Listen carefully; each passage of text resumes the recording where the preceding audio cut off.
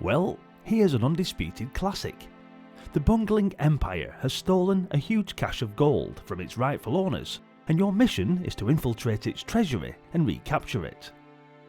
Lode Runner is the second in an unofficial trilogy of games by Broderbund, the first and third being Raid on Bungling Bay and Choplifter respectively, all of which feature the war on the evil bungling empire, and all are covered on the channel.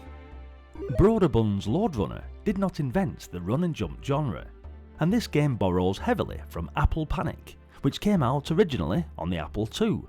Some of you might have even had this on the VIC-20.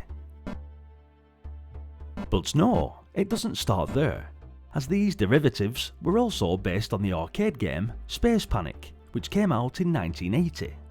Mind you, with such a rich history, it could be argued that the mechanics were perfected with Lode Runner. Throw in some devious puzzles, tenacious enemies and tight controls, and you end up with a game that can make entire afternoons evaporate. Your mission is to relieve the evil bungling empire of their gold, which no doubt was obtained through nefarious means. Each level encompasses a single screen filled with breakable bricks, unbreakable bricks, illusionary bricks, ladders, tight ropes, gold, and some truly relentless enemies. Fortunately, you are armed with a pistol, inexhaustible stamina, and the ability to fall safely from any height. But you'll need all these attributes to avoid the enemies, collect the gold, and make it to the level exit at the top of the screen, which only appears after all the gold is in your possession, hence the word Lode in the name of the game. So, about these enemies. The guards, who are apparently killer monks, aren't very smart, but they can run, climb, and move hand over hand on the tight ropes as quickly as you can, and they'll even hang on to any gold they chance upon. A single touch from an enemy is enough to claim one of your limited lives, and force you to start the level over from scratch, so you'd better be ready to shoot these guys with your pistol. But it doesn't work that way. You can't shoot the guards. However, you can shoot most of the bricks that make up the level architecture, causing them to vanish for a short period of time.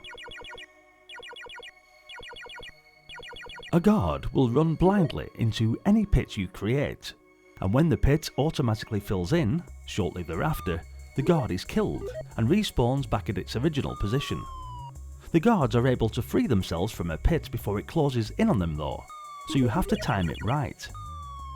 When a guard is inside a pit, it drops any gold it was carrying, and you can even run right over the trapped guard like a bridge. Beware though, as if you're clumsy enough, you can also fall into the pits too. Your pistol's ability to dissolve the bricks also comes in handy when solving some extremely complex puzzles. You see, your pistol can only dissolve the floor directly in front of you, so if you need to burrow down several levels to get a piece of gold, you'll have to take into account that your working area will shrink every time you drop down a level.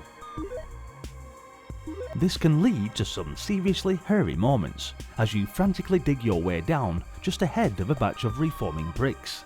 Thankfully, the controls are responsive enough that you'll rarely curse the joystick for your latest untimely death. A good feature is the fact that if you need a breather, you can pause the action by hitting Run Stop, and high-speed performers can speed up the action by repeatedly pressing the plus key. Don't worry, the minus key will slow it down too if you're really struggling with the pace. The game came supplied with 150 levels of increasing difficulty, and that isn't even the whole story. A full featured level editor also came with the original game, and you could save as many of your creations as you like onto a separate disk, creating your own campaign, which definitely increased the longevity of this game back in the day. I'll link the manual up in the description of the video, as it's a handy read and will explain the controls in more depth too. So, if you're looking for a game that exercises your reflexes and your brain in equal measures, you really can't do better than this. You could say it's a lot of fun, and it really is. Thanks for watching guys. What did you think of Lode Runner? Frustrating or fantastic? Hit the like button and let me know your thoughts in the comment section.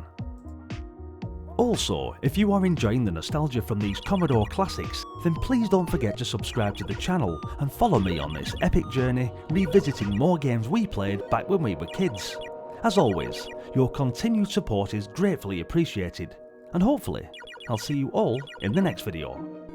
Until then, bye for now.